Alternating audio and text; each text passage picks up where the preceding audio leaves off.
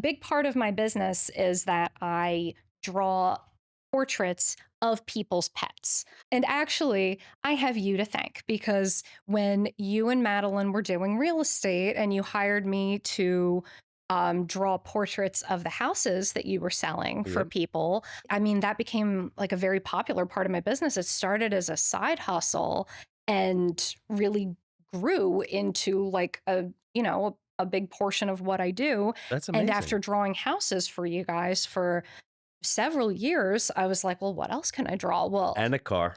and a And a car, car. and The a the car, one and your car. friend's family with the Philly Fanatic. You're drunk.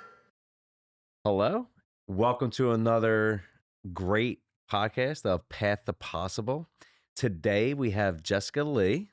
Hello. She is the owner and founder of Jelly Bella. Jelly Bella Studio. Yes, Jelly Bella Studio, which is fantastic. I can't wait. I keep wanting to say Jelly Belly.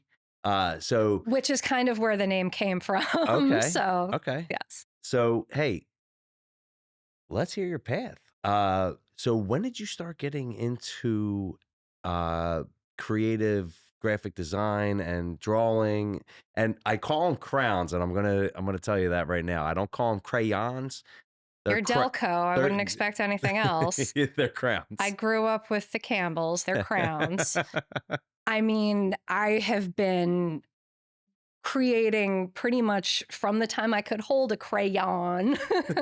I was always creative. I was drawn to visual things. I was always working on some sort of art project, even when I was a little kid. If I wasn't like outside exploring, running around in the woods, if I was inside, I was probably drawing, painting, coloring, doing something of the sort. So that's always been kind of my passion and what I've been drawn to. So as you grow up, right, and you do art things. I remember painting a watermelon, right? Hmm. I did a green slash and then the red in between, and then I put the black dots on it, and my parents Sounds perfect. went ballistic. They were like, "This is amazing. This is art." No, it was a watermelon. When did you first realize that you were good at art? Um, I think in like first or second grade, I entered some drawing competition locally and I won it. And I won like a $200 gift card to the Michael's craft store. And it was like the greatest thing in my life. I was so excited about it. And Very cool. that is what made me kind of feel like, that I was maybe kind of good at it. So, what was the art? Oh, I don't even, it You was don't remember? crayons and it was Halloween themed. I know that. I think that there were like jack-o'-lanterns involved and Okay. a spooky night Yeah, sky. absolutely. Now I understand. I mean, I was drawing with crowns my entire life, and then Yeah. I just never amounted to anything Well, with it. and then with graphic design, it kind of as you grow up and it's like, well, how can I turn this into a profession Mhm. rather than just, and of course, just making art on its own, of course, is many people's profession. But for me, even though I have some talent at it, I wasn't that good that I was going to be, selling out galleries or anything just with my art. And with graphic design, I feel like it's um, like an interesting challenge to it's creating visuals that speak to something. Mhm. Whereas art is just more expressing your own inner vision and inner emotions. With graphic design, you're relating it to an audience and you're communicating a message. That's great. I mean, so when you were in high school, did your art teacher see something in you and was like pushing you to get to the path to where you're at? Absolutely, Okay. absolutely. Some my art teachers in high school were some of my favorite teachers, and they definitely um, took the time to work with me and kind of push me and challenge me and make me actually commit to something because committing to homework in high school was not always my strong suit. Right. Not that I wasn't, not that I didn't care about school, but it just wasn't my most. I wasn't super passionate about it. You mean But sitting in a chair for 8 hours a day? it was It not. was really hard. Yeah, it Yeah. wasn't my thing. All right. So I But mean, you're Lainey Boggs from She's All That. So like what our entire generation has grown up on She's All That and all took the glasses off. yeah, you took the glasses off, all of a sudden you're amazing. And then the art teacher in that movie was like, I've been trying to break you through the entire semester and you finally did it. And it was like before that, she was always dark. She was always doing like creepy things with art, but it was still art, right? And that was her thing. I've done my share of creepy I art. was gonna say, you've done your share of creepy art. There's Absolutely. dark sides to it. There's Yeah, light of sides to course. it, right? I mean, it's a great way to kind of express those different emotions that you have or express different sides of yourself. Where did you pick up the light side of it? Was it college or was it high school? I think it was, I mean, I feel like kind of I always had some of both. Mm-hmm. I actually think maybe in college is where I started to explore more the creepier side of it. Oh, Where okay. you start to grow up and be a little more comfortable Yeah.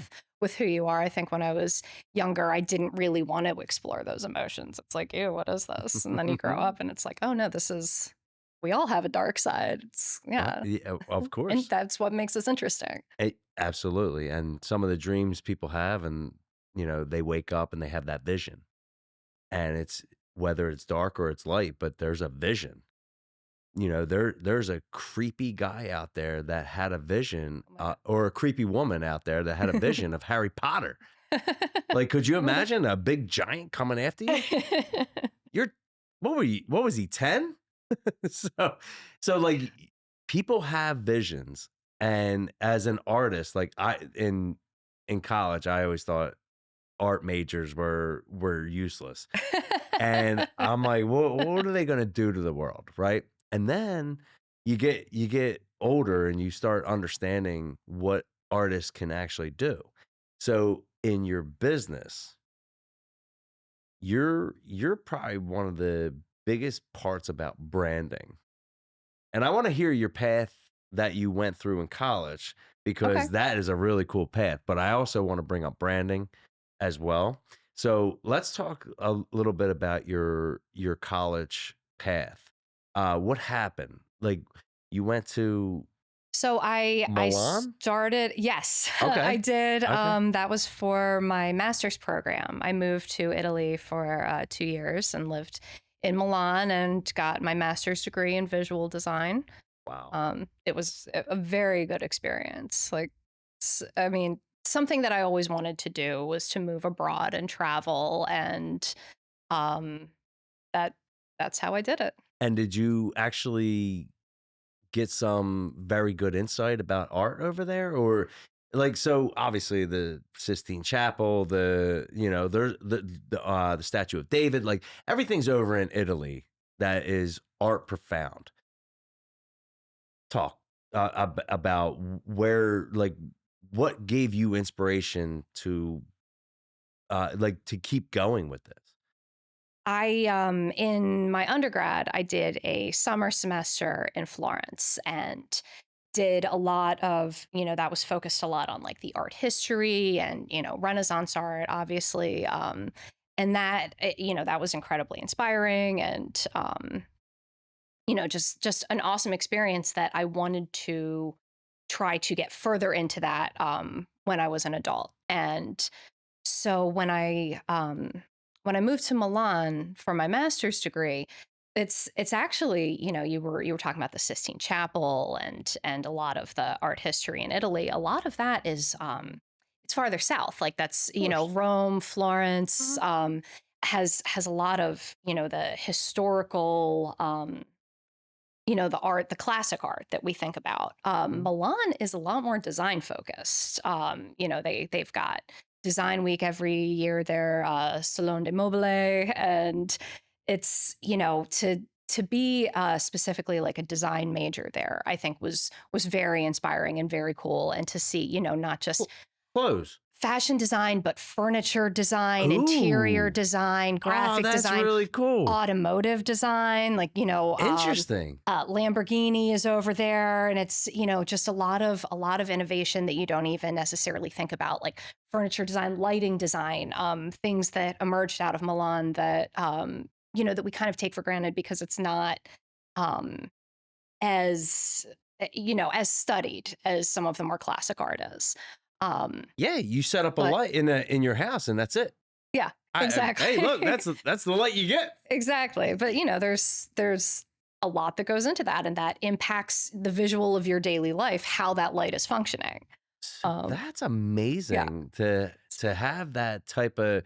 So you actually sat with a lot of obviously your classmates that lighting design, furniture design. So Yeah, like you had these absolutely. conversations with amazing people, and they're probably doing some great things. And that to me is some of the most inspiring Okay. part about all of this is not just like being in the city of Milan and seeing what's there, but getting to know the people that I was working with and learning all of their different perspectives. And it was an international program. So there were people in my class, from all over the world. And getting to know their different perspectives and like seeing how they applied that to design in their lives, Mhm. like, I mean, that was invaluable. Like that's something that I'm, keeping with me I forever. was And gonna it say, do you still keep in touch with a lot, these most people? of them, yeah, Okay. So you absolutely. guys I can made, bounce ideas off lifelong each other, friends. right? Yeah, absolutely. And I And not one follow of you. their Instagrams and their websites and I see what they're doing and Yeah. like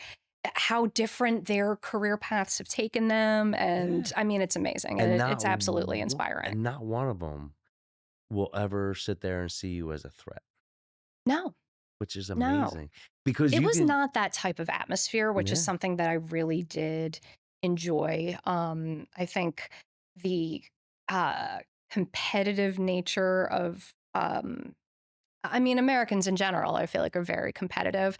And that's not really ever been my personality. I'm collaborative. I like to work with Mhm. people. I don't like to work against you.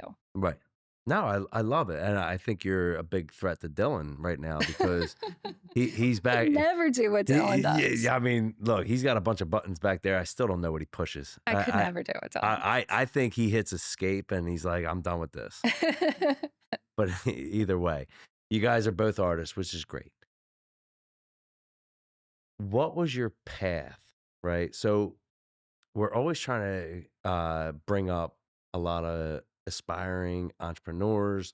We're always trying to bring up aspiring business people, but we're also trying to bring up teenagers who, I mean, let's be real. Nobody talks about money management. There's so Oh much my God. pressure Yeah. when you're a teenager going through high school. The hormones, right? That starts your entire high school career.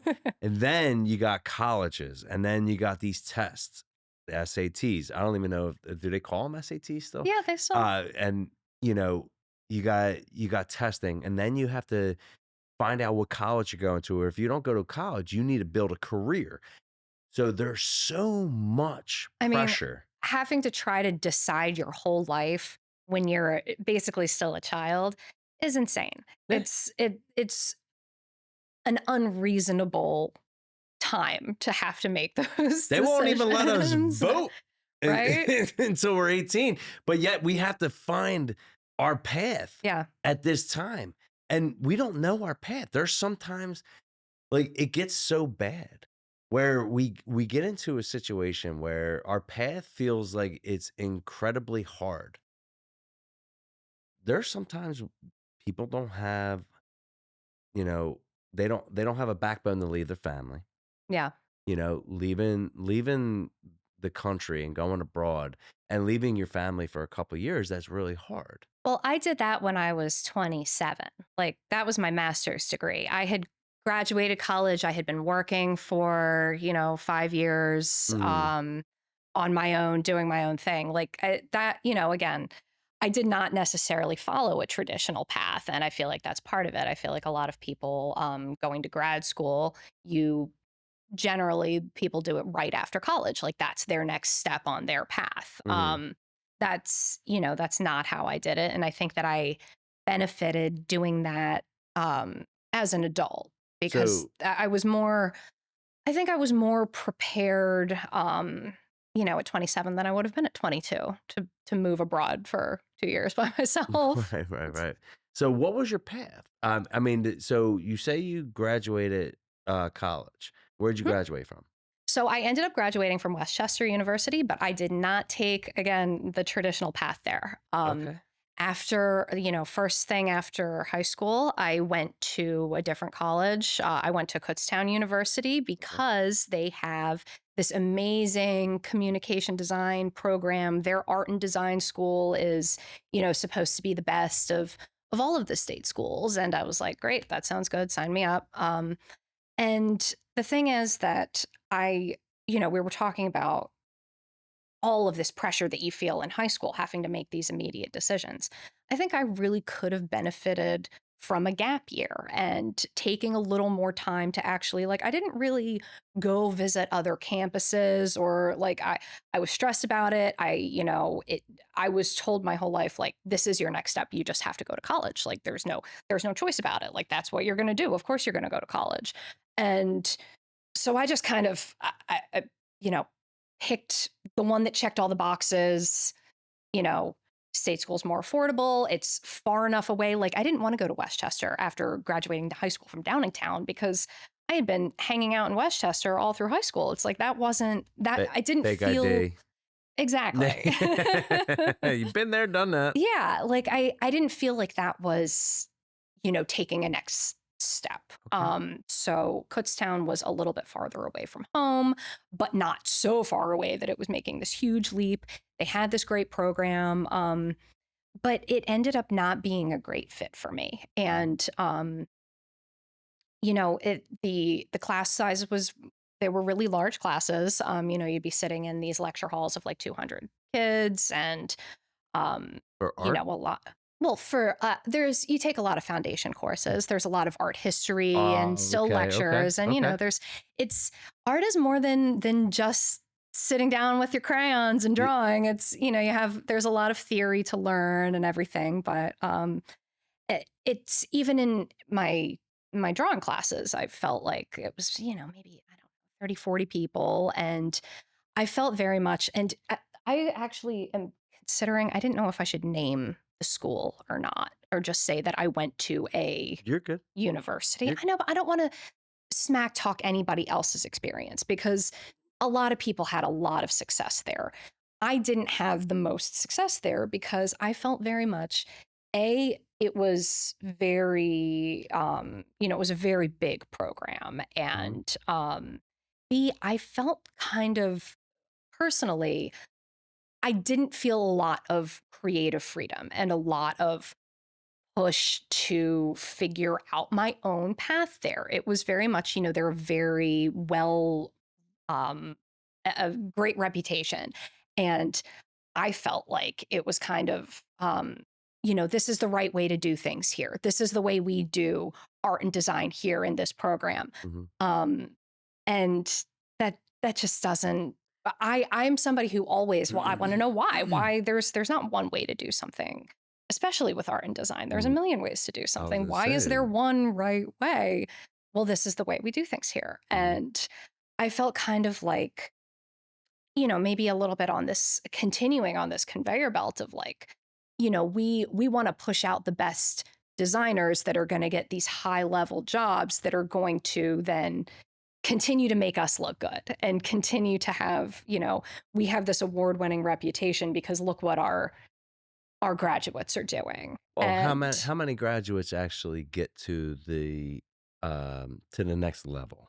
You know, when you go to the next yeah. level, right? It's either start your own business or go be a director for an art studio uh Well, or I mean, you can I work in don't an really agency, you can work for a big brand that has an in-house design company. You could, absolutely. there's a lot of different paths that you could take to be Mhm. successful. But I was there for, I think I fought it out for like 2 years. And again, I was told by everybody because I wasn't happy there like pretty quickly on, but well, no, give it a chance. Everybody in my life was, you can't, what are you going to quit school? You're going to, you know, drop out of your future? What are you Well, thinking? let me ask you this. Kutztown's not the only art school out there, right? Well, no, of course not. And But as I well, mentioned, it's I not, hadn't taken the time to. but it's not talking. Like, It's not talking bad about them, right? It's just that it wasn't for you. it just wasn't for me. Exactly, and it's not. There's no disrespect to Kutztown University. It's a great university. I mean, it's definitely in the wheelhouse of all the PA schools Yeah. that are top. And if you went to Westchester, or you went to Bloomsburg, if you went to Stroudsburg, East Stroudsburg, Yeah. right? Yeah. And it doesn't matter. You could have Yeah. went to UCLA. You could have went to the University of Milan. I don't even know what that is. But like what I'm saying is there's so many other schools Right. that are out there. And if you notice what's going on in college football right now is everybody is jumping into this everybody's jumping into this portal, Okay. right? Oh, yeah. So Mhm. if it doesn't work out at this school, Transfer. we transfer. Yep. And if you're going to give me the $10 million or this and that, and it's like these kids are sitting there like, this school is not for me. Yeah. I feel like that's much more common now. 20 Absolutely. years ago, I feel like people didn't do that. You went to school and you graduated, and that's what you did. Well, and this is where the business starts taking off, right? Yeah. Now there's so many different ways about business that the people who work for you, they find a way to make it different, right? And when they make it different, this is where the business needs to now pivot. Yeah. So in your business, let's get Well- into your start. When did you start? Why did you start? And what is the best part about being a business owner? Well, do you mind if we backtrack? Sure, absolutely. Okay. Backtrack, Well, just please. okay. I so, ask you a lot. I'm sorry, and I'm crazy. well, I tend to, ramble a little bit also. Yeah. I wanted to make the point that after I left Kutztown, I actually ended up going to Delaware County Community College.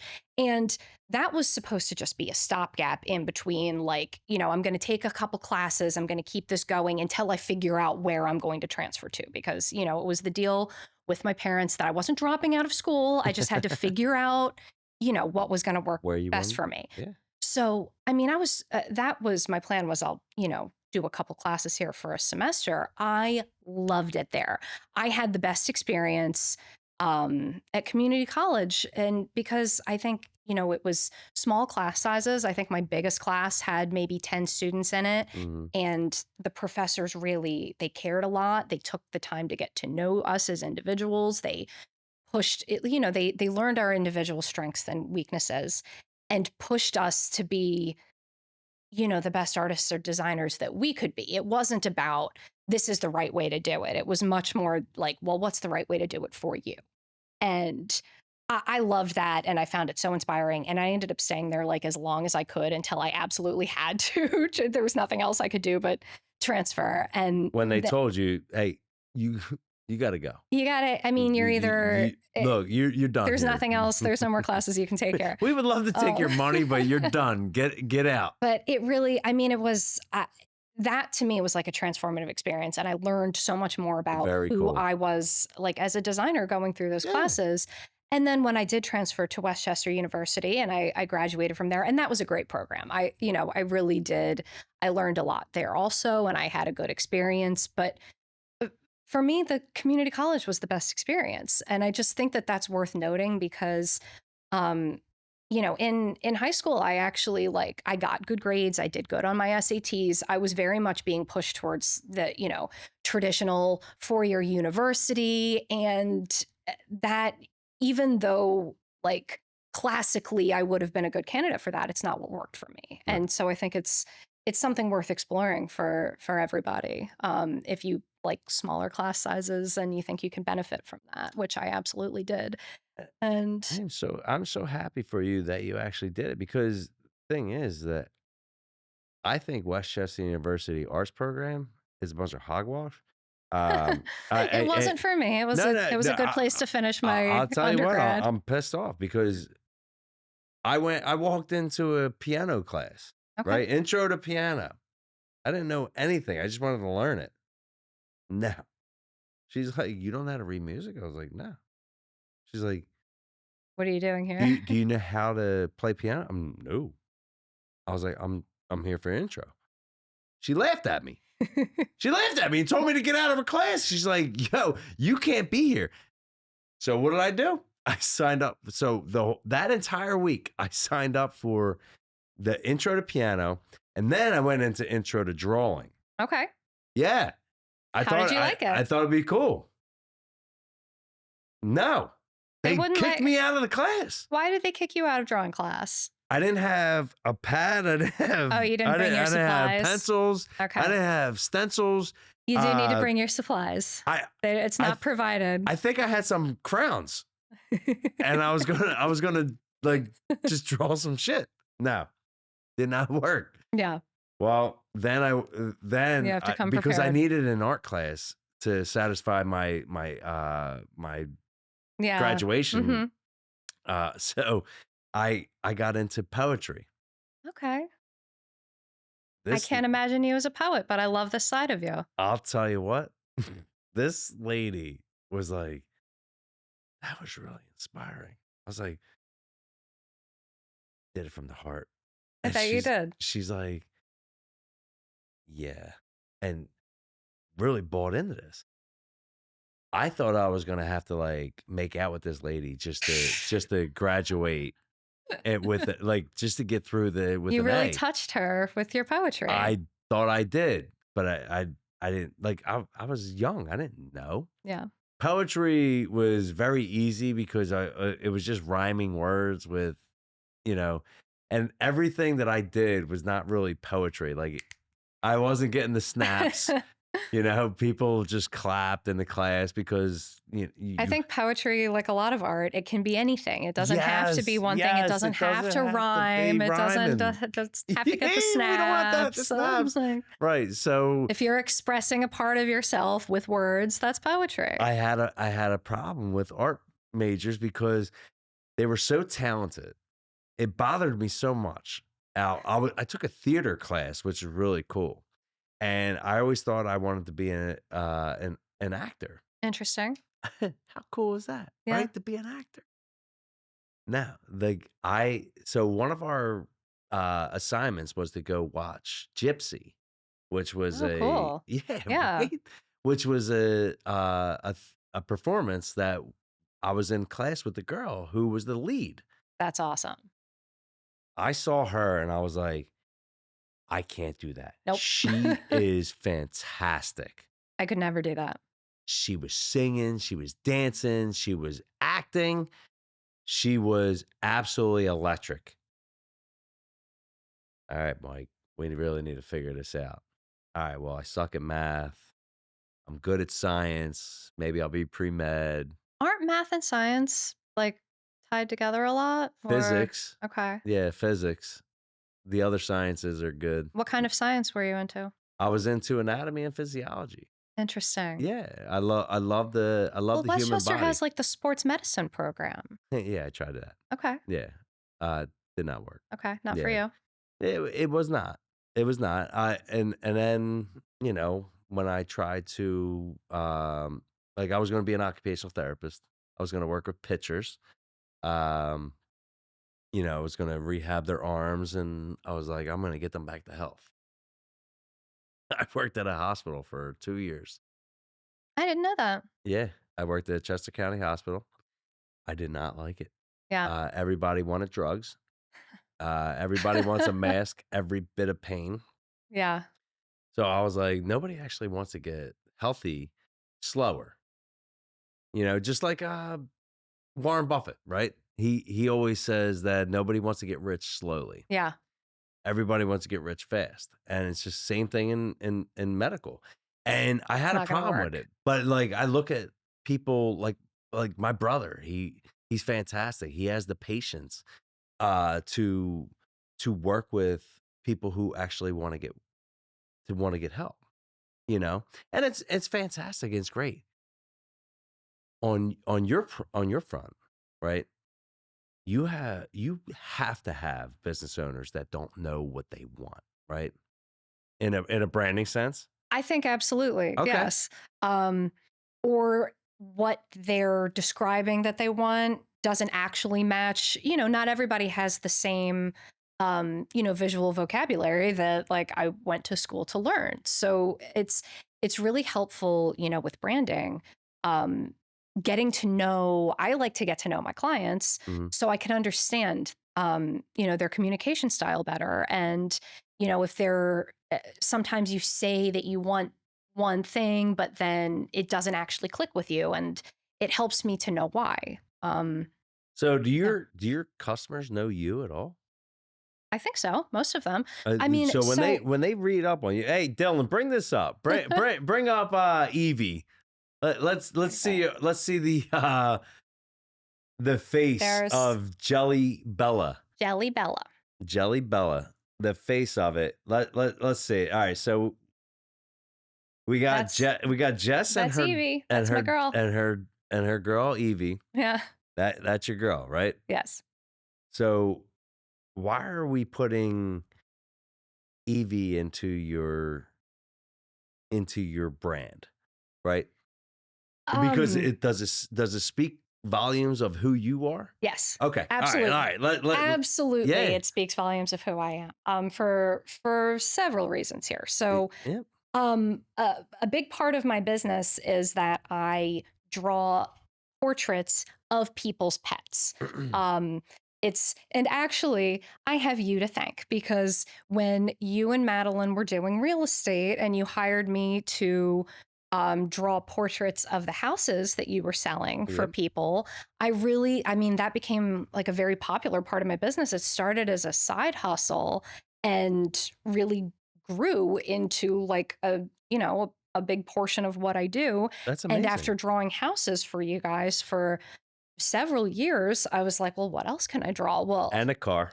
and a And a car, car. and a The car, one and your car. friend's family with the Philly Fanatic. Um, yeah, so what else can I draw? Well, That's really cool. I drew a portrait of Evie as a gift for my mom because Right. she loves my dog, and it turned out well. And I'm like, you know what, I could do more of these, and Dylan, bring up have the homepage, buddy. I've been selling them to people that they commission portraits of their pets. Oh my God. And So I think that it's important to show that, like, well, this is me and my pet. I'm an animal lover.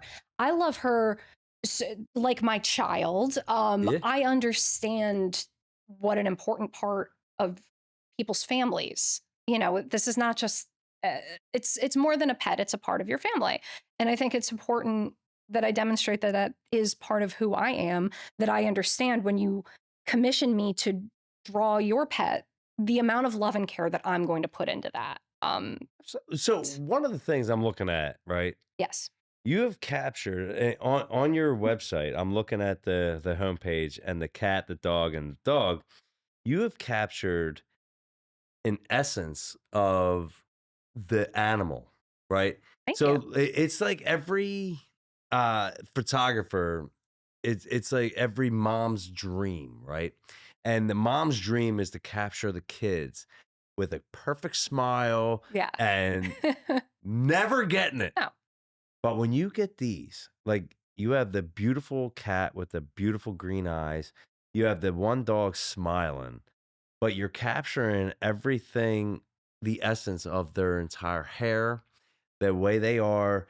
And then you got the one dog over here who's like, just take the Very damn picture. regal. Just Oh, see, take the I think she picture. looks very, very regal. She's I'm showing off her sure. glamorous hair. You know what? And that's where art Well, evades me. and so this is a big part of what's important to me about that part of my business is that you know, animals have a very strong personality ever just like humans do. And it's important to me to capture that for somebody because you're giving them a portrait of of something that they love dearly, and is part of their soul in a lot of cases, that it matters to me to get not just the visual detail, but to bring that aspect of like their personality and the essence of who they are. Absolutely. And when, when I always joke with my dad, I always say that if I were to pass away before he does, I want to get stuffed. Just like a That dog, is horrific. That is just like an so animal, and gross. put in his house. And I would sit there Just to with two haunt with him. with two thumbs up and Like, be like, oh my God, Mike. lay your jackets on You want to me. talk about a creepy dark side? I got some creepy dark side, but I think that would be the ultimate, like, have some fun. Did you say put your jackets on me? Like you want to Yeah, be a coat rack? I want to be a coat rack. And the best part would be like my Oh my God. dad would, like, if I put that in my will, does he have to do it? I think so. I think he should, because I think it would be funny. I think it'd be so fun to be like, oh, dude, you outlived me.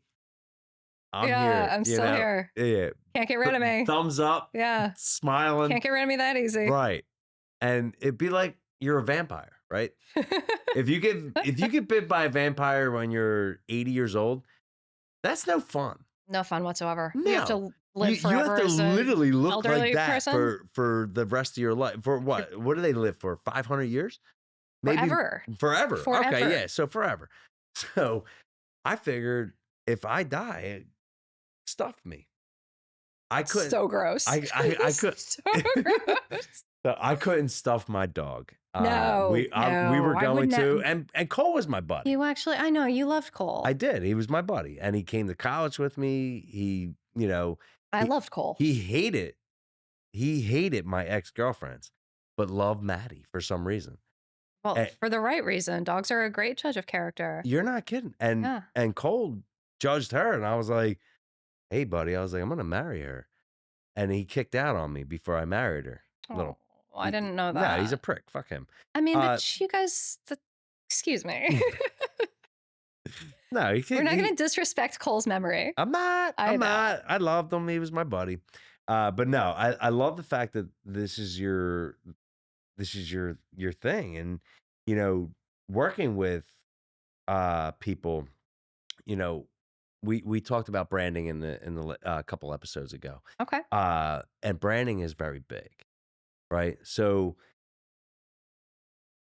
are And you branding is one of my specialties that I do branding for my clients. which is very big. Yeah. In my opinion, I've It's really kind of think all encompassing. yeah. And where does the dogs and cats come into branding, or like is it not the dogs and cats, or is that just more of like something that you do for customers?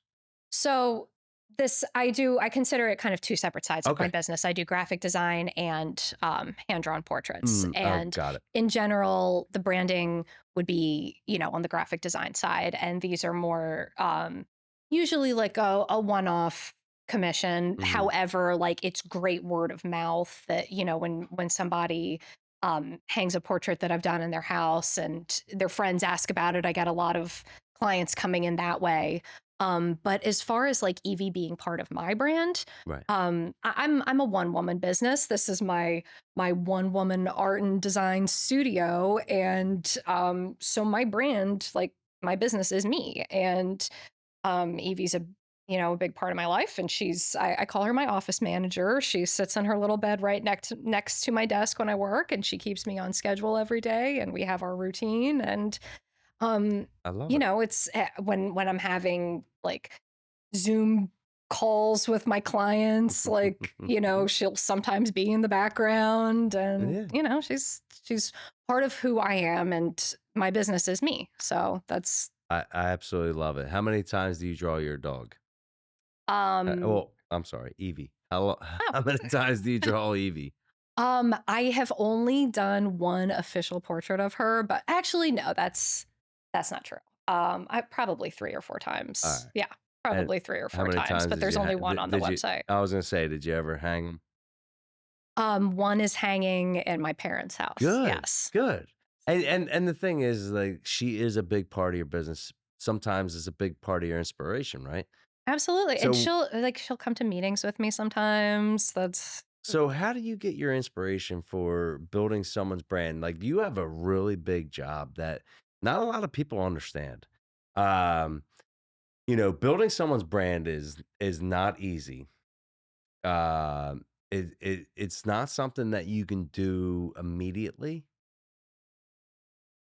no, What it's not. yeah, I was gonna say, like, give me your inspiration. Like, obviously, Evie's sitting there, like, whoop, yeah, I know it's not good, and you throw it out, and then you Well, figure it out. so, recently, I guess, in the past 6 months or so, I had a big branding project that I worked on with, a woman who was expanding her psychology practice Hmm. and, really growing her business, and she had been doing business, like, with her name on the practice, and she's like, "Well, now I have, 4 or 5 other therapists in my office, and we do a lot more things," and, we she needed like pretty much an entire rebrand, coming up with a new name, a new logo, a new entire I call it a visual identity. And Hmm. not just me, that's we in our business call it a visual identity. Okay. And that really encompasses everything that a client will see from you. It's your website, your business cards, all of your printed materials, brochures that you might hand out. That's anything you're posting on your Facebook, anything like that all goes into your brand, and including even kind of like the tone of communications, like the way that things will be written on your website, or is it completely professional third person? Is it a little more personal? That's all part of your brand as a company. And So did they drop it on you? And they're just like, hey, got 5 people. Here's what we do. Make us a brand. Do they drop it on you, or do they actually work with you and try to figure it out? Because if you drop oh something on somebody, they're gonna be like, "I don't like it." Well, no, what that's don't you like about it?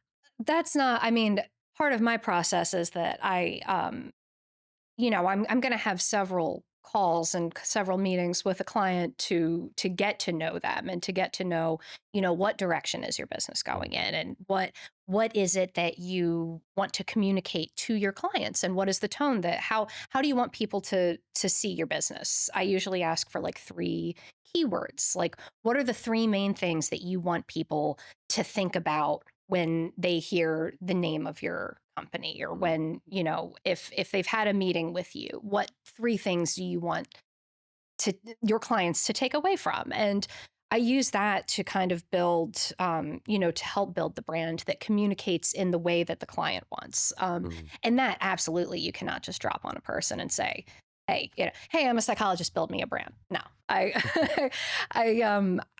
it's important to me to get to know the person that I'm working with, so I can really understand what her brand should be. Right. And in my experience, my clients have appreciated that approach because it helps me deliver something that feels true to them and feels true to who Mhm. they are.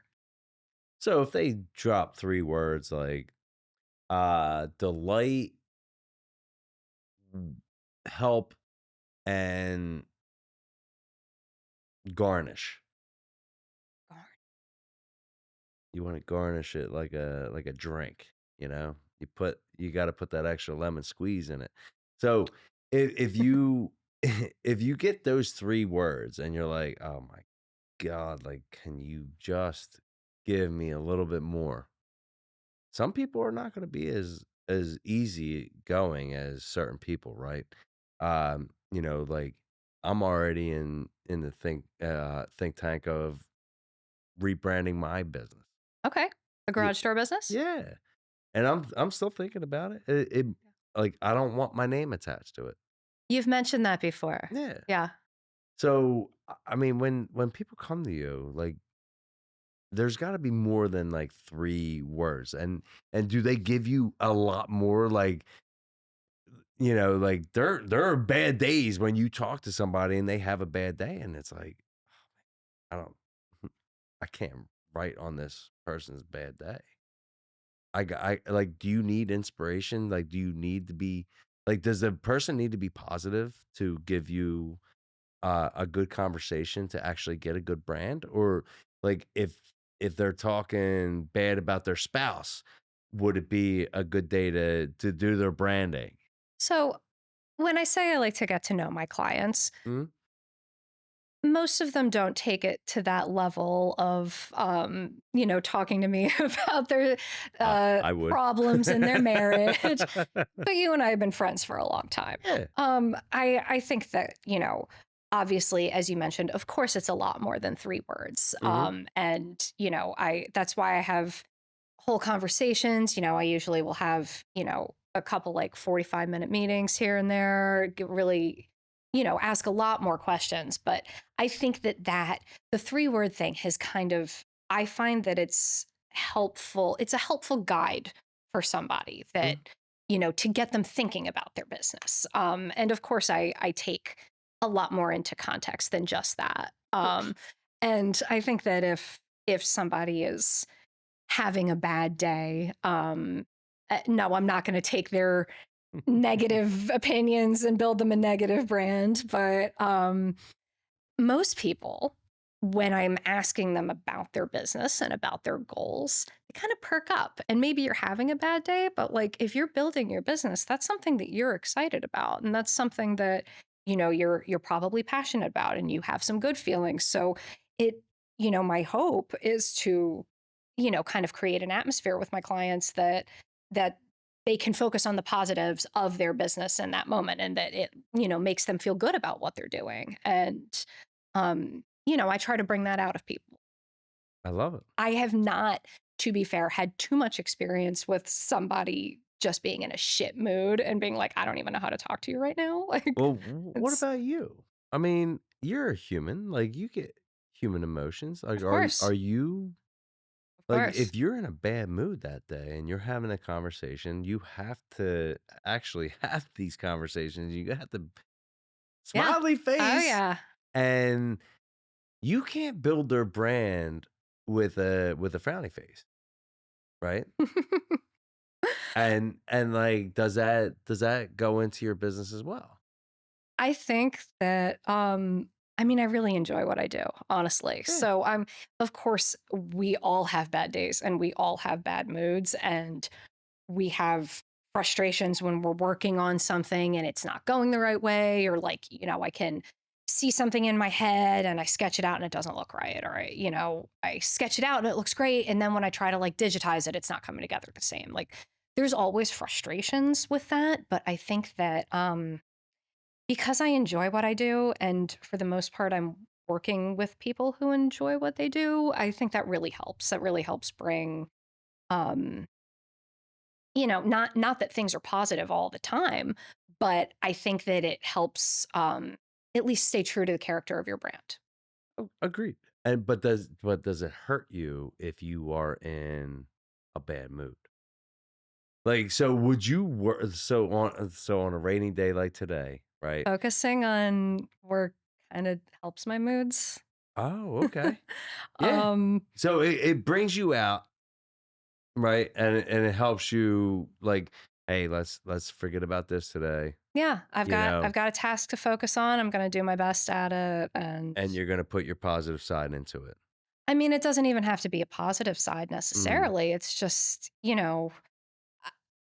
in fact, I don't always have necessarily like super strong emotions when I'm mm, working. It's more just kind of focused on what I'm doing. okay. It's kind of blocks everything else out. And Well, sometimes like you would always people would always sit there and say like, I read that email like you were jamming the keys, and you were like, oh, you read that?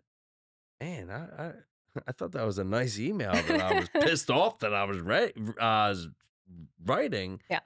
but like you knew that I was jamming those keys Oh, and I mean, pissed we all off, have those days. and we We all all have get those those days. emails that you're like, are you kidding me with this right Mm, now? Like, right, and you wanna respond with a big F you, goodbye. But you have You to. can't say that to your clients. No, No, of course no, not. no. We're always happy. We're always smiling. Yeah. But does it tell in like if you have a bad day? I'm asking like if you have a bad day and you have a deadline and you got to get this brand out. Hmm.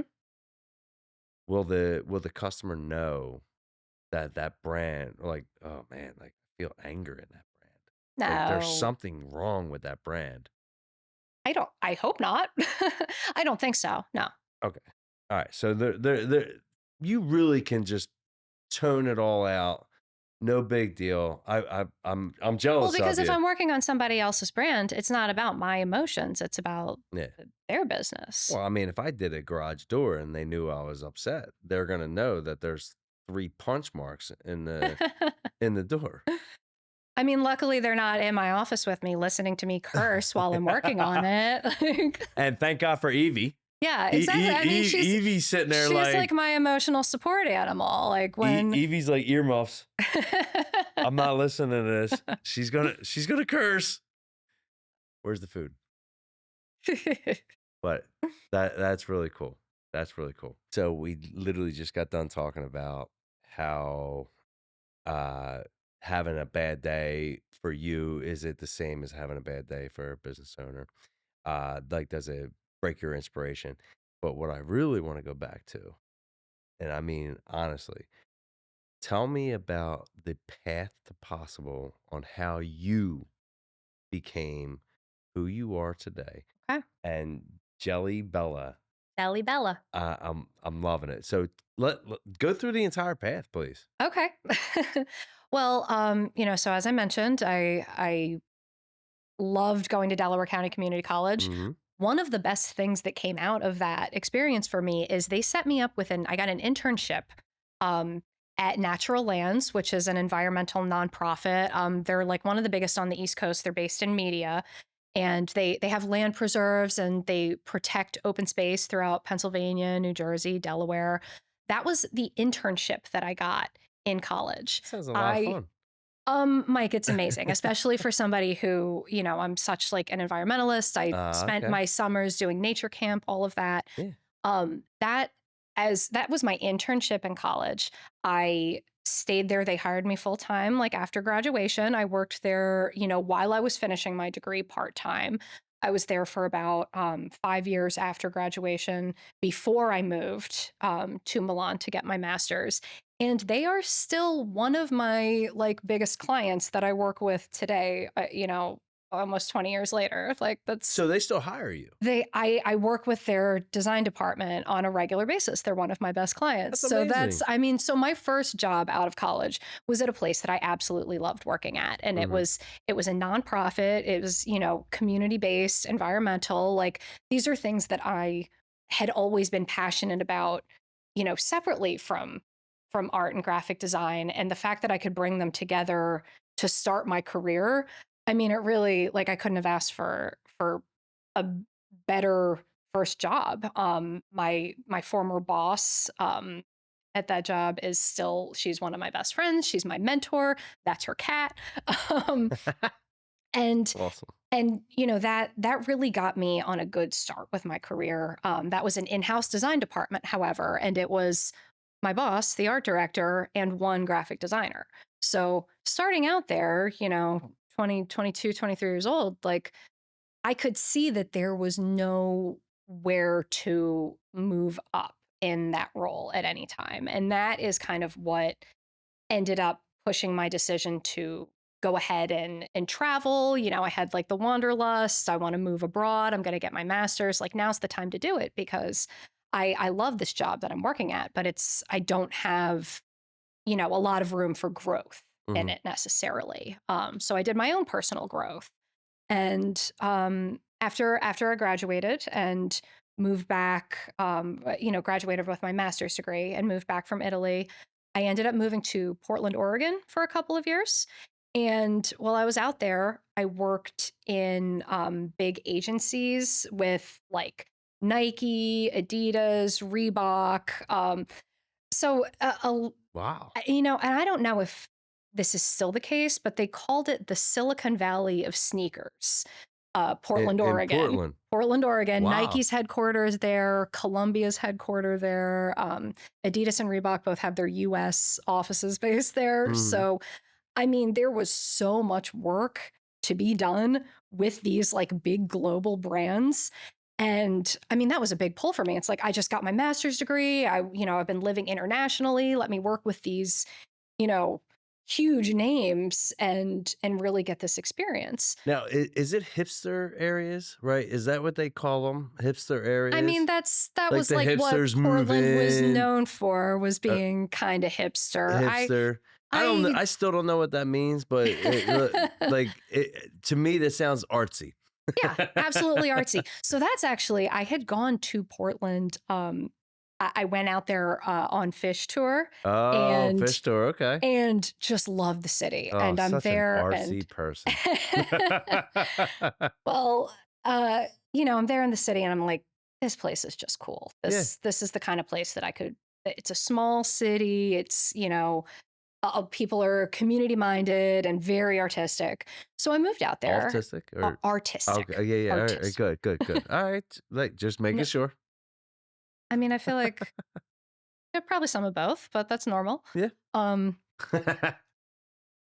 and yeah, so I was out there for a couple of years. Loved it there. Beautiful place to Yeah. live.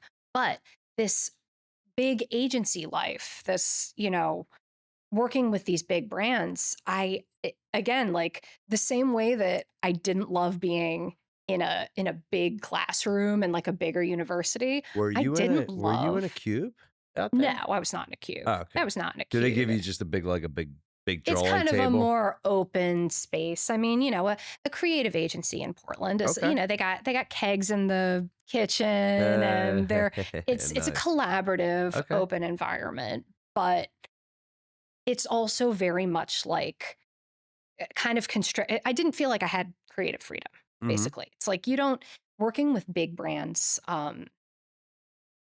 In my experience, you don't really get a lot of creative freedom unless you're all the way at the top. Anything under is you're kind of just following other people's directions. And I think that's a good experience to have, but that's not what I wanted to do with the rest of my life. And I'm glad you brought that up because having creative freedom sometimes isn't really that great either. Because like doing this podcast is really tough. Like I was how reading up so? on I was reading up on your website, Okay. and sometimes you sit there and you have these conversations. You're like, man, I don't know, like how do we want to pinpoint it? And then you have no idea what the other person is going to say. Yeah. And then they're going to revert you back to where you're at, and then they're going to go back and forth, and that's like creative freedom, right? So when we go to like a creative freedom, and there's some people who It's too many they options. need structure. Yeah.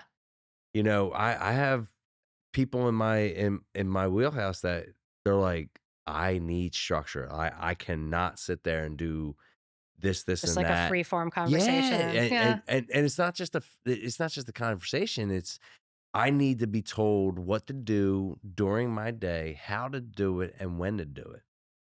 Well, And that's probably not a great candidate to start their own business then. If you need that, they're if you not. need, No, and no. that's okay. Like sometimes people need a little more guidance. You don't want to be the one in charge.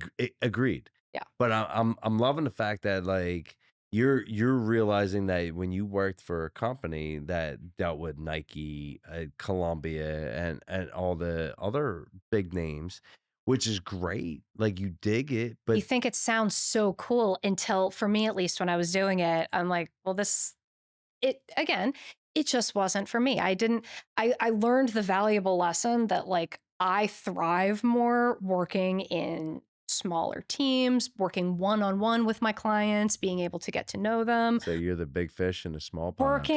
I mean, you could say that, or it's the fact that I care about like the personal side of business. Mhm. I feel like the larger the corporation, the less personal you get with Mhm. people. And for me, I mean, I mentioned before, especially with branding, like that's important to my process, being able to get to know my clients. And I feel like I deliver better work when I have gotten a chance to get to know you and know actually what it is that you want and need. So if Um, Amazon came to you, hmm, right? And I don't even know what that thing is that's on their box. oh, it's a smiley Is it face. a smiley It's a face? smiley face. It doesn't smile to me because I know that I paid for it. All right. So what that is like, like I see it as an upside down frowny face. Okay.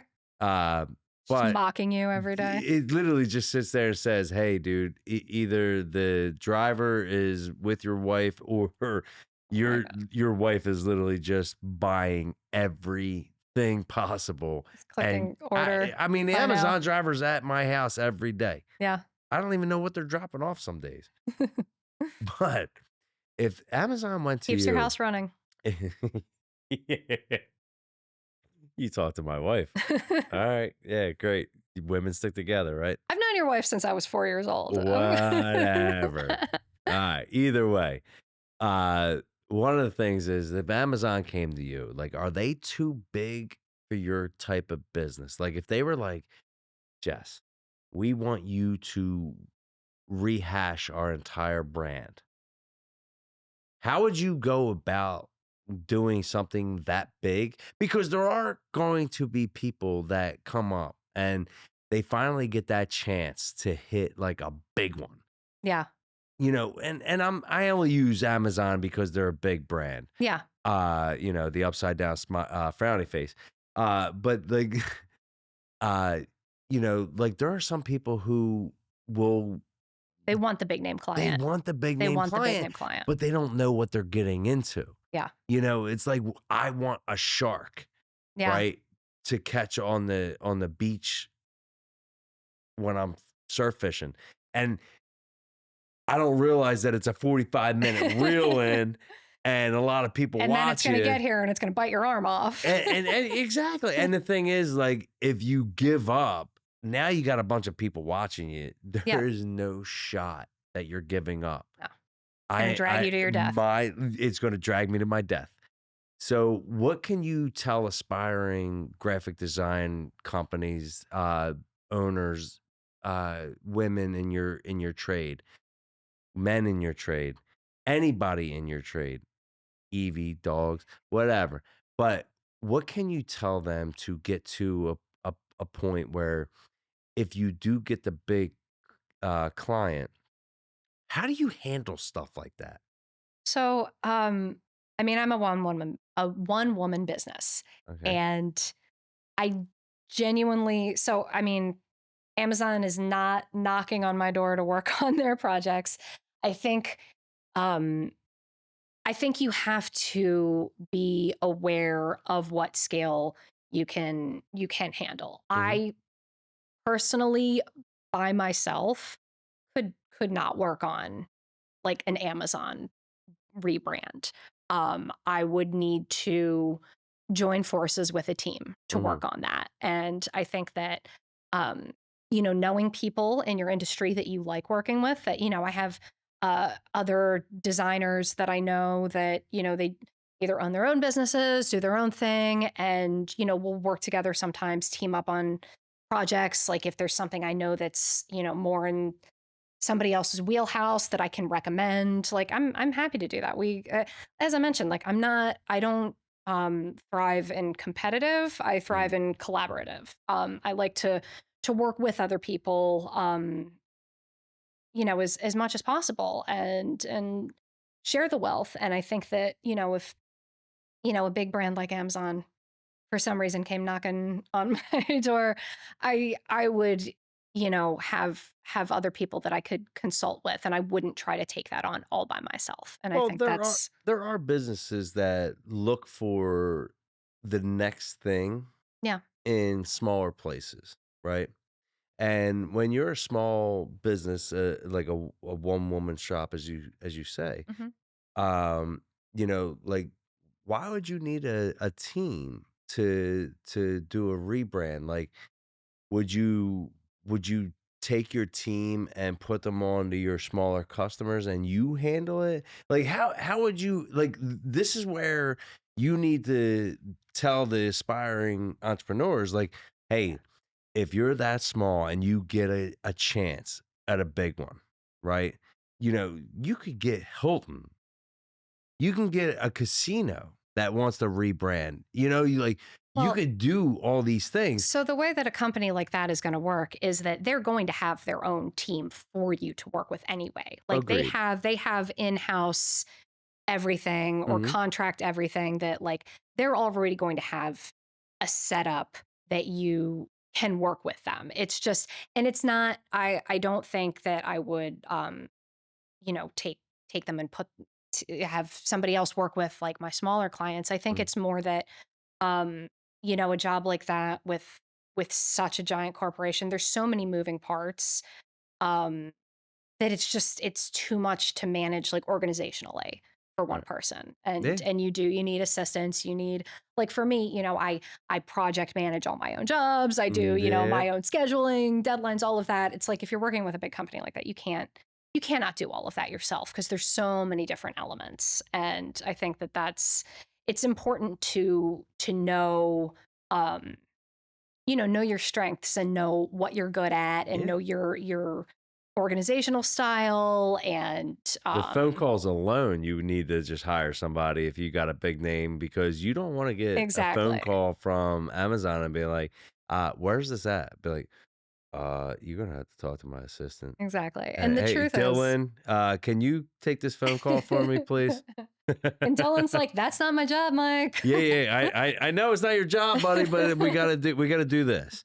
But I mean, the truth is though, and I know it like, it sounds crazy, but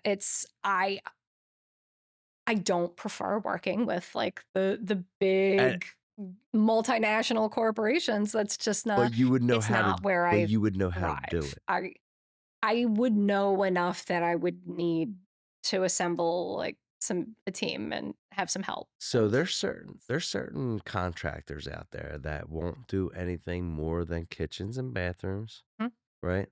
And there's contractors who won't do more than decks. There's yeah, contractors who won't do more than fences. they know And their they skill set. know their limitations. They know their skill set. And it's not just limitations, it's what they're best at. Like this is what I'm Agreed. good at. Right. Yeah. But you're good at branding, right?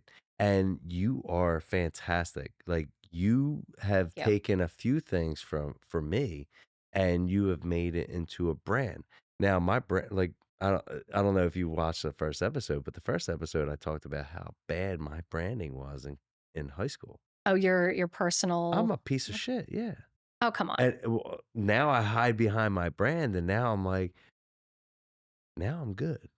Now I feel like it's like putting on You're a a it's businessman. like You're a professional businessman. That's it's like putting on a superhero costume yeah. and you're sitting there and you're like, this is awesome. Like I am now this person. And that's what a good brand should do. It should Yeah. make you feel confident Yes. in who you are Yeah. and you're presenting your best face to the world. Right. Like So that's the goal. now knowing what you know now, did you need a college education or could you have done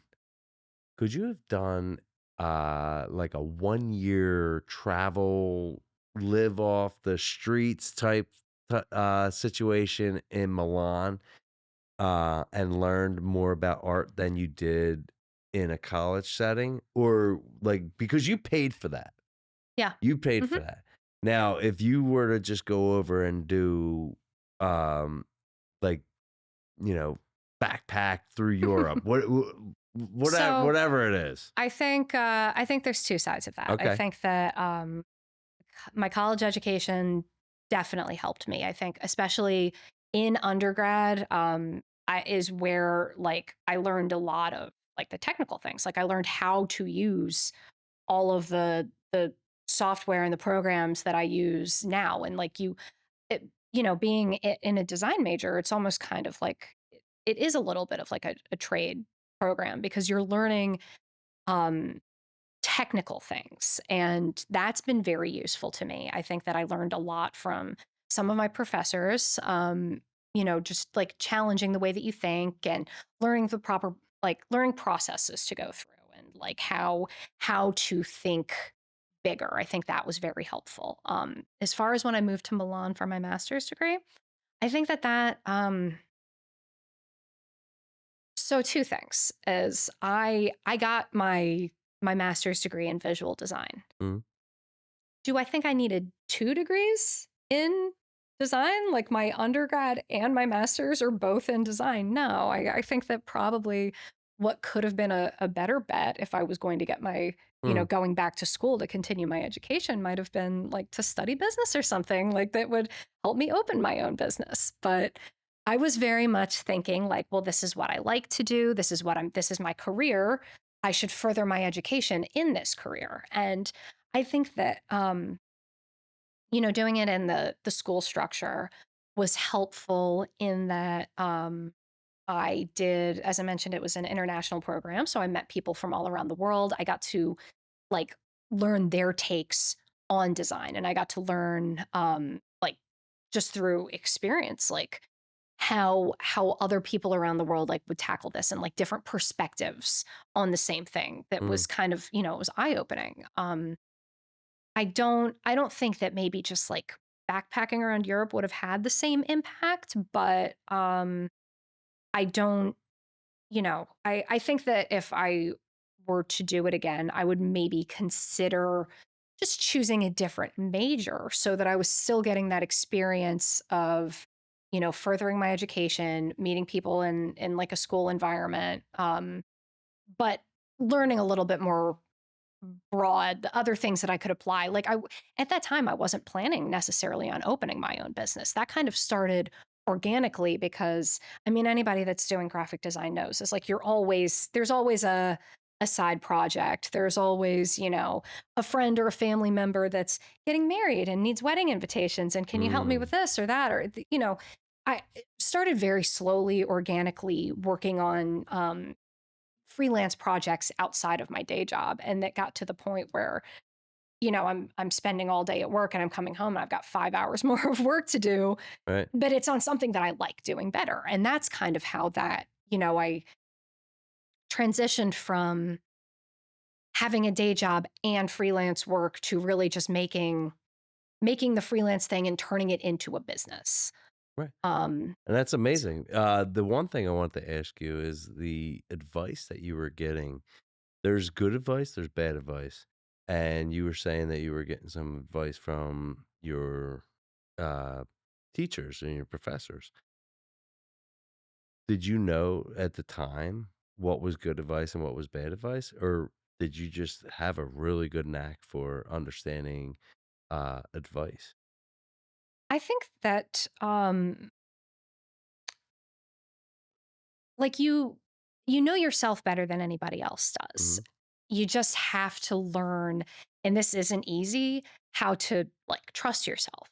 And so when you are getting advice from people that you trust and respect, you can tell if it I wouldn't say if it's bad advice, but you can tell if it is like resonating with you. And if you Well, can not to cut you off, and yeah, one of the craziest things is that as somebody who doesn't have confidence in themselves, and like a lot of our viewers, like they don't sit there and they don't have a an understanding of what good advice is and what yeah. bad advice is. In the first episode, we talked about good debt versus bad debt. Now, I want to talk about good advice versus bad advice. And when, you know, you are living proof that you can go down the wrong roads and come out in a great way to own your own business, to absolutely do your own thing in graphic design in an art major that I don't think anything of. But like you have a great opportunity to brand somebody who has literally had a bad experience in high school. Yeah. They could have been made fun of their entire career of being a high school student. They could have been they could have been a great mind and nobody would know. Yeah. But they sat there and they were just ridiculed their entire time because, they wore the bad shoes, or they wore a bad dress, or they wore a bad pair of pants, or you know what? In And my that's hard case, to you get shit over. your pants sometimes. But and look, there Did you you shit go your pants in laughing. high school? And there you go. No, I shit my no, pants honey, in I understand. no, I have an upset tummy sometimes too. I get it. no, I shit my pants in later in life. Okay. And But at least you didn't do that in high school, because that would have been no, but you take a dump. You worse. take a dump in high school, and they all make fun of you. Oh yeah, no, I used to go home. Yeah, you used to go home. All right, so so you're called shitbreak.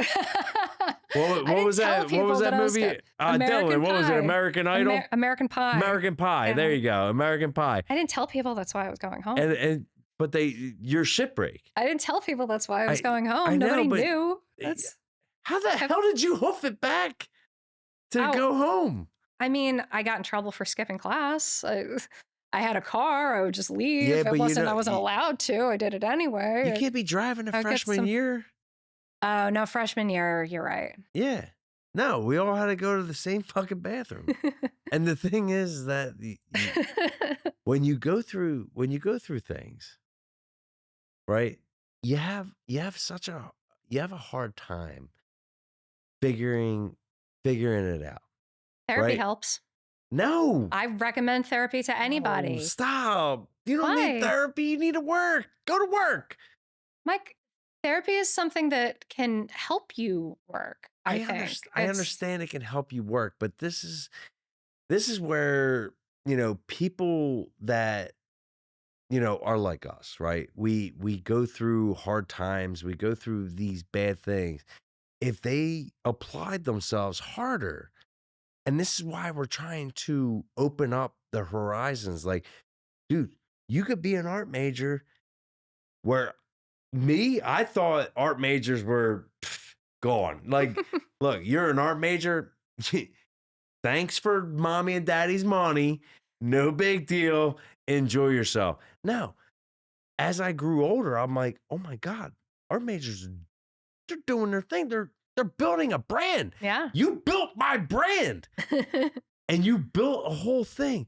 So like me, I could have sat there and put on social media like, went to the gym today. Oh, had a great day. Enjoyed myself. Oh my gosh. Leave one. No. But I have social media anxiety. I'm not great at, we're a little bit older. We didn't grow up with that, like publishing all of our life online. And so I've always kind of like been resistant to it. And it's something that, I mean, literally it's on my agenda for this month to like, I need to start posting on Instagram things about my work, because that's how I have this, this website that I just redid and I'm very proud of it, but people don't just like Google my website. That's the way that you reach an audience these days, is like you have to be active on social media. So that's something I'm trying to get over right now, is like I need to do it. Where's your dopamine rush? My dopamine rush? Well, a lot of people get it from, putting out on social media like, hey. Oh, you get your likes. You get baby daddy just beat the shit out of me. He's going to jail. Have a great day. Like, but who are you friends with? Stop it. I came from Delco. I got my weird people. I get my weird people. But that's your business. You get 150 likes. Yeah. You get 200 comments. Yeah. And you get that dopamine rush. And it's like, oh yeah, people dig me. They love this. You could put you could put out there that your life is a tragedy. You get 200 likes. Yeah. And you get 200 comments. Hit me up. We should talk. Hit me up. Let me know. I hope everything's great. Girl, you're doing great. You look amazing. You put a post out about your business, you get get one like, and then that's kind of embarrassing, right? And you get two comments, one from mom, always my mom, and one from dad, and one from dad. Oh my God, right? And like my mom, I showed my mom the first episode of the podcast, she goes, oh, honey, It's amazing. you're amazing. You spoke It's so you're the well. best at this. I'm like, And, Mom, I was cursing. I said, actually, don't be biased. And she goes, oh, she's so proud of you, though. and she goes, Mike, you were great. I loved the content. I'm like, what did it say? She goes, well, I like the part that you said that you had a 1.6 GPA. I'm like, you knew this. But And that was like the first 30 seconds of the episode, wasn't it? It was. And then, there's Dylan. He's cracking up. He knows exactly what he's talking about. So, but the thing is that you get biased when people know you, right? Yeah. So what I did was I also sent the episode to my dad. Okay. Oh, because he's not going to mince words. Oh, no. He don't mess He's not around. going to bullshit you. And he ain't going to. So he is not biased. And he sat there and was like, you curse too much. I was like, okay. I was trying to do You're just raw. being I was real. like, it didn't land. You're just being real. And then I sent it to my brother. I was like, what'd you think? He goes, I watched like 2 minutes of it. He's like, it was cool. But he's like, why the hell did you do this? I'm like, what's the purpose of this? like, shit. I'm like, all right. Well, so what is your goal? My goal is to get aspiring entrepreneurs that don't think that they have a path to this possible. And, you're a path that it's possible. You went through a whole crazy route of going through like this in school, and out that of schools, different countries, different side of the world. You literally left your family to learn. Just for a couple of years. Forever. But, no, not forever. But you went over to Milan for 2 years. You learned it. Yeah. Awesome stuff. You have an amazing path there. You got knowledge that I have to look in a computer screen to see Milan. I don't even know what Milan is. And you're telling me, like, I'm sitting there thinking that statue of David's there. And you're like, that's a little more south, but we did our thing. But I know that because I studied that. Like, that was my focus. I studied it for years. I went there. Like, that was all part of my process because that was my passion. Yes. You weren't an artist. You didn't care for the artists in your school. Like, that wasn't your focus. Whoa. I drew a watermelon. I bet it was a beautiful watermelon. It was a beautiful watermelon. I bet that was a work of art. And you say that's not art. That's a still life. There's an entire genre of art focused on still life. Don't knock it down to a still life. It was an art. It was beautiful. It should have been in the Smithsonian. That's an entire type of art that classic artists focus on painting beautiful portraits of fruit on a table. Yeah. There's nothing wrong with that. And there's nothing wrong with a stick figure. To anybody that's considering the entrepreneurship, you were asking about advice. I really just think it comes down to trust your gut. Like I did, I had people like when I wasn't happy in college and, it was my parents, my advisors, even my friends are telling me like, you can't drop out of school.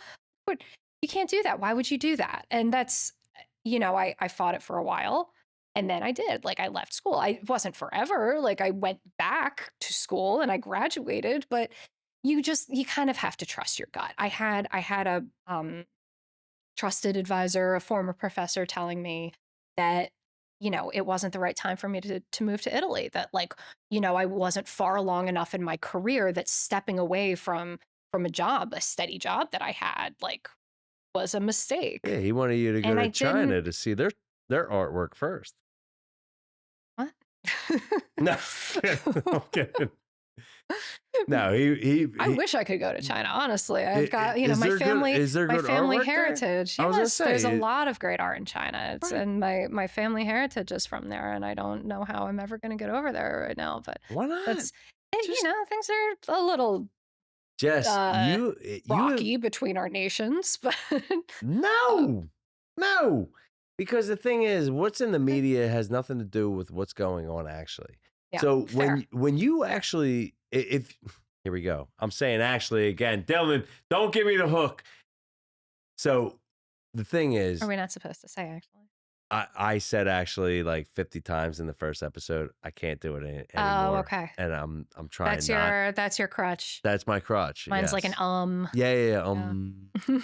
Yeah. I'm sure you should be going to China and checking out that artwork. Now, would going to different countries help you in art?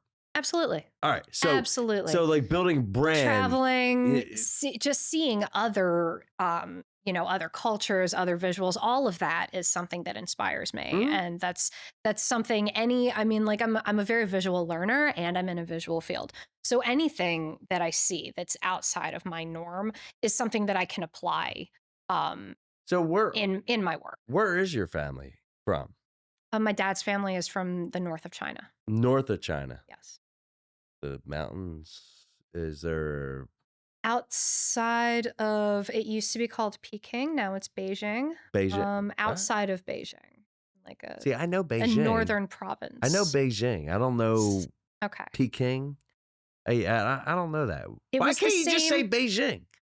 There's Because- nothing wrong with that. Because when my family lived there, that's not what it was called. That was like a name change Okay. from imperialist China to communist China. Love it. Okay. It's my family history, but I've never been.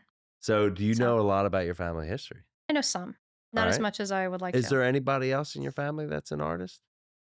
Yes, actually. Oh. My Uncle Kelly is an artist and a graphic designer. My cousin Nikina, who you've met, is an artist and a Oh, graphic designer as okay. well. Are they from Peking too? They are or- both on my dad's side. Yes, Okay. so they're So both you get from my your- Chinese side of the family. You get your art from your dad's side. My granddad, my mom's dad on her side, he was not like an artist by trade, but he drew amazing caricatures of people. He used to write me letters when I was a kid, and he would draw he was an amazing. Honestly, it was an amazing artist, but it was for him just a hobby. But this is, again, it's something I hadn't even thought about, but it's like always been part of my life, is So just appreciating art and people's talents at that. what's amazing is that your dad seems like he has a great knack in his heritage of drawing that has definitely been bequeathed to you. And then your mom's side, I believe she's more into the business side of the house, right? And My mom is very business minded, but I so was is my gonna dad. say. Honestly, Oh He- yeah. No, I'm not taking anything away from your Oh, dad. no, of course not. I'm just saying, like, you came from a household where you got a very animation creative world, and then you got your mom who is She's very so logical. Yes. She's all math. We joke around sometimes. We used to, I hope she doesn't kill me for this. We used to call her Rain Jan, like the Rain Man, because with the Rain numbers, Jan. like she could do math just ridiculous. Like she's all numbers. She's great at it. I did not inherit that. Oh, Travis did. My I was gonna brother say, is an engineer. Your brother He is got- definitely a computer. He and I got very different sides of certain characteristics, and But you all got the same characteristics of coming from a great family. well, thank you. You're I doing think so. like We you're were very doing lucky. amazing. Your brother's doing amazing. You know, He sure and, is, And yeah. I try to get any kind of secrets out of him. Oh and my he- God, I try all the time. Yeah, He I will know. not crack. I'm like, well, if I have secret clearance, I was like, will you tell me? And he goes, well, we shouldn't talk about this. I'm like, all right, fine. My brother, for your viewers, my brother works for Lockheed Martin I know. and has, like government clearance. And I'm constantly asking him about the alien spacecrafts, and he's just like, just leave me alone. Like Yeah, I no. can't with this. Like, Seriously. And what he said is, if there were alien spacecrafts, the fact that I constantly ask about it means they'll never bring him in on those projects. yes, and I love it. Yeah. And be like, what's Area 51? Like, does it exist? And then he's like, yeah, go away.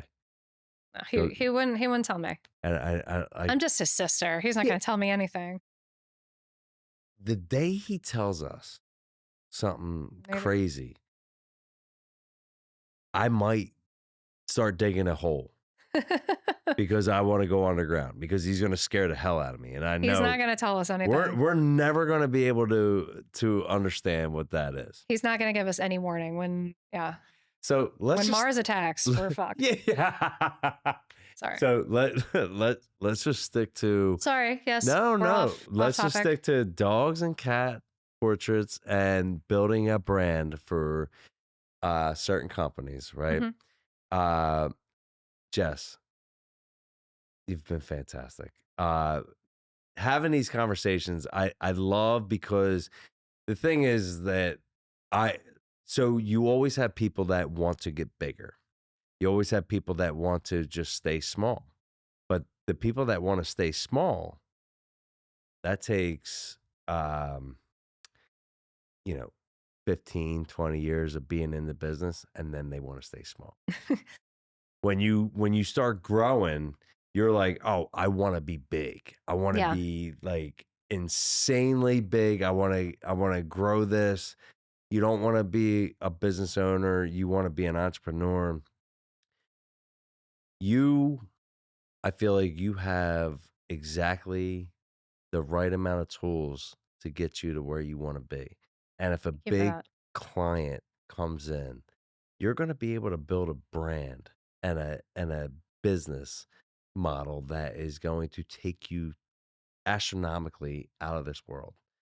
So I mean, what I've learned through, working in different aspects of the business and with different clients is that I feel like where I can make the most difference is with, businesses that are growing, community-based businesses, nonprofits, other businesses like myself that are, you know, small businesses. And I just feel like I make the most difference in people's lives that way. And that's something that matters to me in my work. I love it. And you got purpose. I enjoy my purpose. That's a dopamine rush. Yeah, The one thing I want to ask you before we go, absolutely. what would you tell an aspiring 18-year-old Jessica Lee? Oh boy. What would you tell her to grow organically? What would you tell her financially? Because finances are a big thing. Like, Yeah. we were never taught money management when No. we were kids. And one of the biggest money managements that you see online is, oh, save 50%. There's no 50%. Yeah. That's you When spending money still. 50% is for rich people and rich people's kids. We have to build what we have. And if I knew saving 50%, I would have started at 14. Yeah. What would you tell like an 18-year-old self of yourself? What would you say? Like, what would you do financially? Financially, definitely save more money, obviously.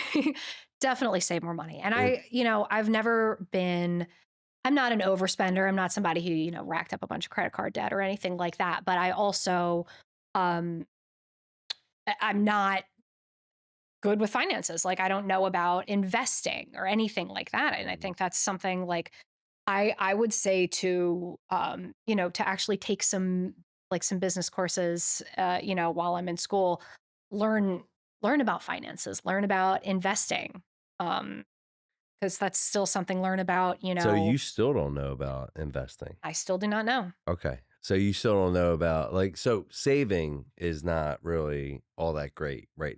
In the beginning. Right. And what we're trying to do is Yeah, we're trying to say is like invest your time, whether it's stocks, real estate, yeah. education, I mean, stocks scare me. Oh, in that's yourself. crazy. And, But yeah, and invest look, in yourself. hey, look, I'll Definitely never. invest in your education. I I do tried think to. that matters, but trust your gut with it. Like Yeah, invest in the education that you feel like resonates with you. Don't just go to college because you're told you got to go to college. That's why we went. Yeah. But make it work for you. Like, study something that matters to you, study something that you actually care about. That's something that I mean, for me, if I don't actually care about something, I'm not going to be successful at it.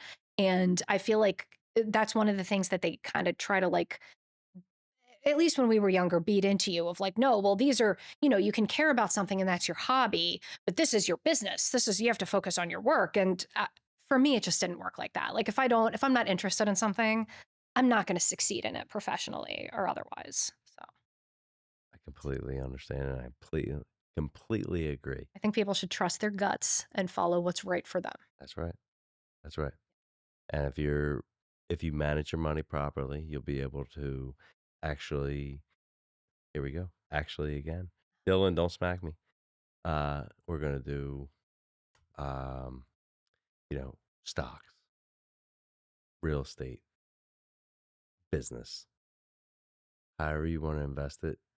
You gotta be good on it, You have to and understand you have it. to educate yourself. Yes, Yeah, exactly. absolutely. So, Jess Lee, Mike Sage.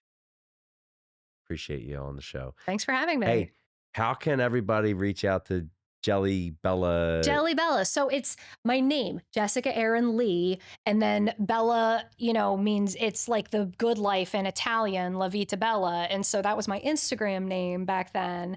And it just stuck with my business. Okay. There are a million Jessica Lees. It's a very common name. I couldn't be like Jessica Lee Design. There's no, it's not a unique identifier. Is there So is there a phone number? My website is jellybella.com. JELEEBELLA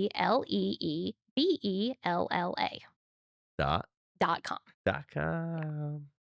And your phone number? I'm not giving my phone number out on your podcast. Why not? We have to. Is your phone number on My your phone number is on my website. Yeah, it's on my contact me. Well, give me your phone number. So if we can get everybody to come out and reach out to jellybella.com. Jelly Bella. And I'm as I mentioned, my goal is to also like actually start using. I have an Instagram, I just don't use it. So I will be posting on Instagram as well. Same name, Jelly Bella. Fantastic. Yes. Thank you so much for being on the show. It was amazing. Obviously, Dylan, thank you. Thanks, Dylan. Appreciate you. Guys, thank you so much. Going to have a great episode next week. Just want to let you know that, hey, Jess Lee here was amazing today. Thank you so much. This is the Path to Possible, and we are signing out for today. Thank you. Young Drunk!